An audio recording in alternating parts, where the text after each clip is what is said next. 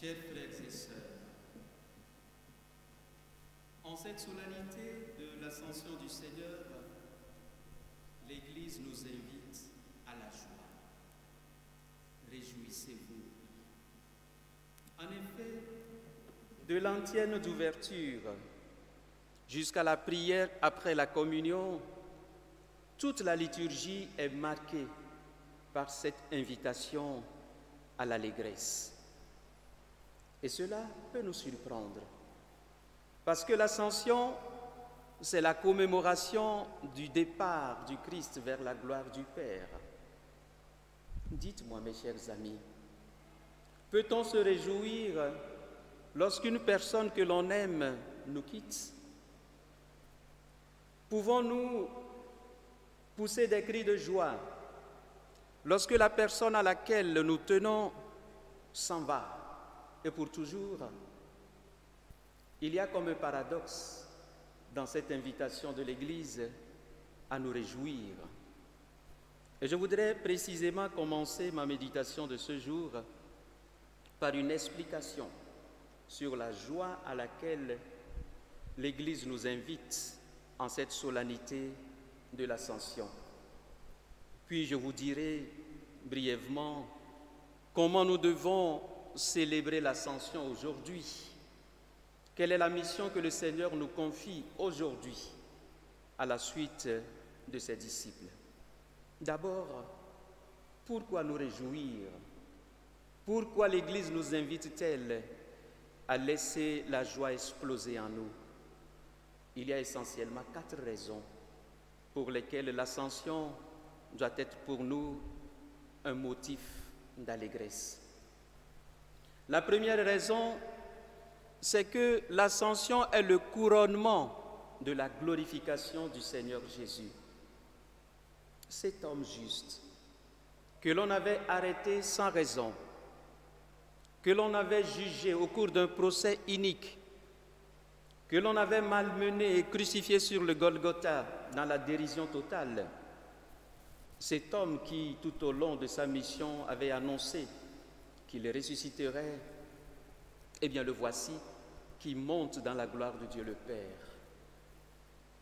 L'ascension, c'est la signature finale de la mission du Christ. C'est l'attestation que tout ce qu'il avait dit, la révélation qu'il a faite de son identité, que tout cela est vrai. Le voici qui monte dans la gloire du Père, qui est assis à sa droite, où il règne de manière souveraine, en attendant de juger les vivants et les morts. L'ascension, c'est donc la conclusion de la résurrection. Et l'Église a de quoi se réjouir, car il sait que son Seigneur, celui qui l'annonce, c'est bel et bien le Fils de Dieu, celui qui est assis à la droite même du Père. Si vous avez l'un des membres de votre famille qui devient ministre, n'allez-vous pas vous réjouir? La gloire de Jésus rejaillit sur nous parce que nous savons que ce qu'il avait annoncé se réalise. Voilà la première raison de notre joie. La deuxième raison de notre joie, c'est que le Christ ressuscité nous introduit, nous aussi, dans cette gloire qui est son partage aujourd'hui. La prière après la communion nous le dit bien. Notre humanité, à travers l'ascension, est introduite dans la divinité. Nous savons bien que le Christ, en naissant dans notre monde, a pris notre corps, a pris la chair de notre chair. Et il y a dans le Christ, de manière indissociable, l'humanité et la divinité. En ressuscitant, Jésus n'a pas perdu son humanité. Maintenant qu'il monte dans la gloire du Père, il emporte ce qu'il a reçu de nous, cette humanité qu'il introduit au cœur même de la divinité. La prière d'ouverture également nous l'a rappelé en disant que l'ascension nous rapproche du Père, nous rapproche de Dieu. Parce que là où se trouve le Christ, notre tête, c'est là où nous serons nous aussi, nous qui sommes son corps. Eh bien, c'est une espérance qui est proclamée à l'ascension. que la gloire qui est celle du Christ aujourd'hui sera la nôtre nous aussi, puisque nous sommes son corps. Comment ne pouvons-nous pas nous réjouir, puisque dans le Fils, nous sommes devenus aussi fils de Dieu. C'est la deuxième raison de notre joie. La troisième raison, c'est l'annonce de l'Esprit Saint. Tout au long de sa prédication, Jésus avait annoncé, avait promis aux disciples que l'Esprit Saint descendrait sur eux et qu'il les rendrait capables d'accomplir les mêmes œuvres que lui. Mais il avait ajouté, l'Esprit Saint ne viendra que le jour où je vous quitterai. Les disciples se réjouissent donc de savoir que désormais, avec le départ du Christ, cet esprit annoncé, cette puissance, cette force va descendre sur eux et va les rendre capables d'accomplir les mêmes œuvres que le Christ. Ils étaient déjà heureux de savoir que l'Esprit, le Consolateur promis, allait désormais être leur partage. Voilà la troisième raison de la joie des disciples, la troisième raison de notre joie. Nous savons que l'Esprit Saint, depuis le jour de la Pentecôte, est descendu sur son Église et que cet Esprit habite également au cœur de notre vie. C'est parce que le Christ a rejoint la gloire du Père qu'il nous a envoyé l'Esprit Saint. Et la quatrième raison, c'est la promesse qu'il a faite à ses disciples. « Je serai avec vous tous les jours jusqu'à la fin des temps. » Vous voyez, l'ascension, ce n'est pas une absence, c'est une nouvelle présence. Jésus disparaît aux yeux de chair, mais il est plus que jamais présent. Les disciples ne le toucheront plus de leurs mains, mais il sera toujours au cœur de leur vie. Il ne s'agit pas d'un départ vers un ciel mystérieux. Il s'agit d'une transformation qui va rendre le Christ présent à chacun, dans le milieu, le contexte où il est, avec l'histoire qu'il vit. Désormais, chacun pourra dire que le Christ est avec lui, puisqu'il n'a plus un corps qui le limite ou qui le particularise. Je serai avec vous jusqu'à la fin des temps. Comment ne pas nous réjouir de savoir que le Christ est désormais au cœur de notre vie? Voilà les 4 raisons pour lesquelles l'Église nous invite à nous réjouir. Venons maintenant à la deuxième question. Comment devons-nous célébrer l'Ascension aujourd'hui? Nous le savons tous. L'Ascension, c'est l'envoi en mission des apôtres. Et il y a 4 manières de célébrer réellement l'Ascension. La première, c'est que la mission de l'Église dans le monde n'est pas une mission de domination. Non. Vous vous rappelez la question que les disciples avaient posée à Jésus juste avant l'Ascension? Ils lui ont demandé ceci: Seigneur, est-ce maintenant que tu vas rétablir ton règne en Israël? À quoi pensait-il? Au pouvoir politique, à la gloire de ce monde. Puisqu'ils avaient suivi le Christ et qu'ils avaient des ambitions humaines, ils pensaient que maintenant que le Christ est investi de la puissance de Dieu, qu'il allait instaurer un règne terrestre dans lequel ils allaient jouer les premiers rôles. Mais le Christ ne répond pas à cette demande. Il leur dit simplement: vous recevrez l'Esprit Saint. Comprenons-le bien. La mission de l'Église dans ce monde n'est pas une mission de domination. Chaque fois que l'Église s'est laissée aller à ce jeu, chaque fois que l'Église a laissé le désir de puissance prendre le dessus en elle, elle s'est éloignée de sa véritable mission. Si aujourd'hui, beaucoup de nos frères et sœurs africains reprochent à l'Église d'avoir été trop proche des colons, c'est justement parce que nous n'avons pas su prendre la distance nécessaire vis-à-vis de l'impérialisme. L'Église n'est pas là pour dominer, elle est là pour servir. L'Église n'a pas sa place à côté des puissants, elle a sa place à côté de ceux que l'on méprise, de ceux que l'on écarte. Ne l'oublions jamais. Dieu peut nous donner la grâce d'avoir une certaine puissance dans le monde, mais cette puissance doit être toujours mise au service des plus faibles et des plus pauvres. Dieu peut donner à l'Église une certaine consistance, mais cette consistance-là doit être toujours au service des humbles et des pauvres. Chaque fois que l'Église l'a oubliée, elle s'est fourvoyée dans les dédales de la politique et du pouvoir sans raison. La première attitude donc que le Seigneur nous invite à avoir, nous qui sommes ces messagers au cœur du monde aujourd'hui, est celle de la simplicité, de l'humilité.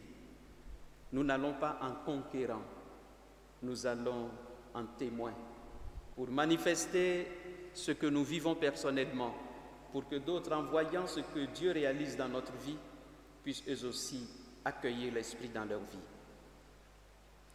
La deuxième manière, c'est ce que j'appelle une spiritualité de l'action et non de l'évasion. Là encore, je retourne au récit que nous a présenté Saint Luc dans le livre des Actes des Apôtres. Au moment où le Seigneur s'élevait vers le ciel, les apôtres étaient restés là à fixer les nuages. Et des anges leur ont dit ceci: « Hommes de Galilée, pourquoi restez-vous là à fixer le ciel? Le Christ que vous avez vu s'élever reviendra. Quant à vous, allez et annoncez son règne. » Il y a une spiritualité de l'évasion dans laquelle l'Église ne doit pas tomber. Regardez ce qui se passe autour de nous. Regardez ce qui se passe autour de nous. Il y a beaucoup de prédicateurs qui disent aux fidèles qu'il suffit d'aller dans les lieux de prière pour que tout soit réalisé dans leur vie. Qui disent qu'il suffit de lever les yeux vers le ciel pour que tout s'accomplisse dans la vie de l'homme. C'est la spiritualité de l'évasion.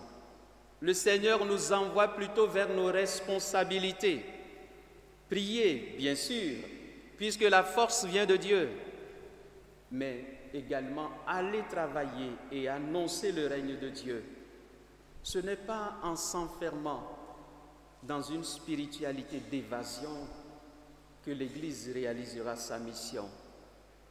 Il s'agit bel et bien de prier pour demander la force de Dieu, mais animé de cette puissance, armé de cette puissance de l'Esprit Saint, il nous faut sortir pour aller annoncer le règne de Dieu et travailler.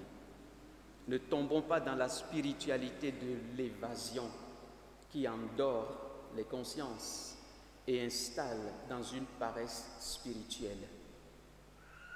La troisième manière dont il nous faut célébrer l'Ascension, c'est l'annonce de l'Évangile. Oui, l'Église a beaucoup de missions sur cette terre. L'Église doit transformer les réalités du monde, les réalités sociales. Mais la toute première mission reçue par l'Église est la conversion des cœurs. Chaque fois que l'Église délaisse cette mission au profit des œuvres, elle renonce à la charge principale que le Seigneur lui a attribuée.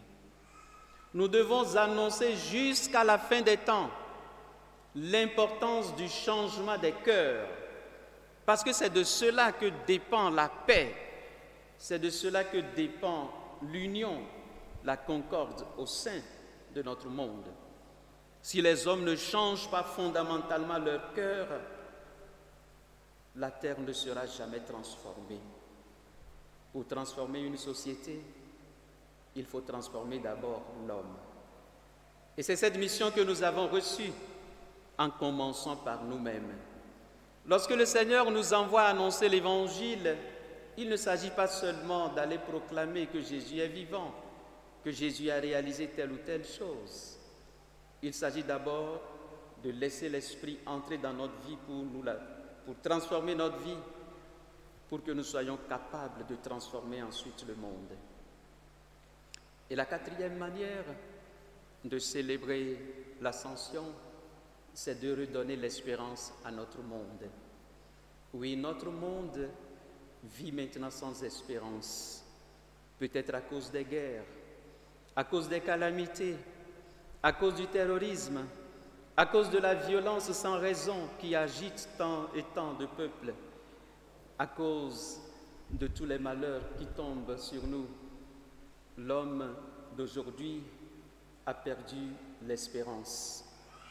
Le chrétien est fondamentalement un homme et une femme d'espérance. Quelles que soient les situations que nous traversons, nous savons qu'il y a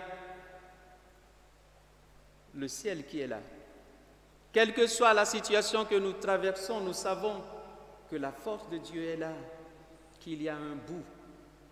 Quelqu'un disait ceci: à la fin, tout se transforme toujours. Et si pour le moment, tout n'est pas transformé, c'est que ce n'est pas encore la fin. Le chrétien y croit. Et le chrétien doit donner cette espérance au monde.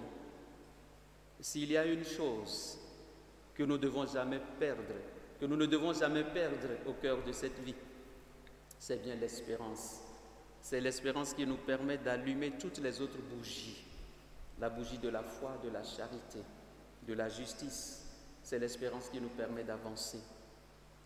En ce jour où nous célébrons la solennité de l'Ascension, laissons cette joie annoncée par l'Église envahir nos cœurs. La joie de savoir que le Christ ressuscité nous a déjà introduits dans la gloire du Père.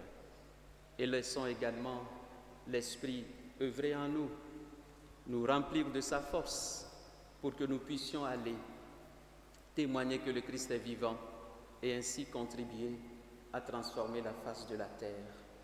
Voilà la mission que le Seigneur nous confie. Dans la joie de l'Ascension, allons et soyons ses témoins aujourd'hui et demain. Amen.